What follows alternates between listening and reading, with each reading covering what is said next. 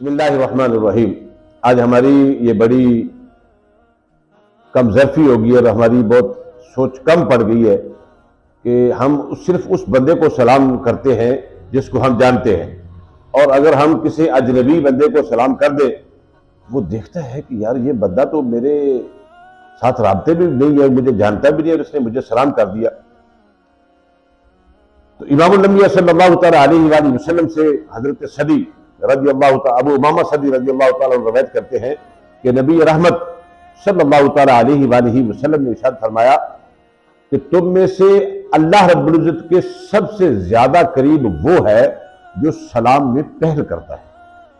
تو قربان گئے نبی رحمت صلی اللہ تعالی علیہ وآلہ وسلم کے فرمان مبارک پر کہ اللہ کا مقرب بننا کتنا مشکل کام ہے، اللہ کی بارگاہ میں قرب اختیار کرنا کتنا مشکل ہے۔ تو نبی رحمت صلی اللہ تعالی علیہ وآلہ وسلم نے ارشاد فرمایا کہ تم سے مقرب وہ شخص ہے جو سب سے پہلے سلام میں پہل کرے۔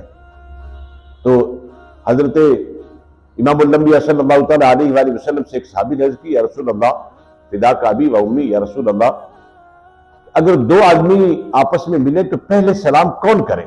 میرے آقا نے فرمایا کہ جو تم میں سے زیادہ اللہ کے مقرب ہو وہ سلام میں پہل کرے۔ اور حضرت عبداللہ ابن عمر رضی اللہ تعالیٰ سے روایت ہے کہ نبی رحمت صلی اللہ تعالیٰ علیہ وآلہ وسلم نے ارشاد فرمایا سلام میں پہل کرنے والا تکبر سے بری ہو جاتا ہے۔ تو سلام میں پہل کرنا یہ تکبر کے ختم کرنے کی علامت ہے۔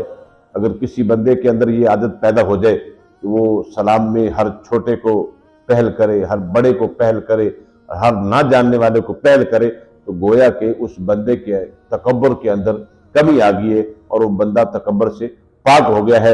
اور تکبر جو ہے وہ ایک بہت بڑی برائی ہے، ایک بہت بڑی بیماری ہے۔ تو سلام اس بیماری کو، اس برائی کو ختم کر دیتا ہے۔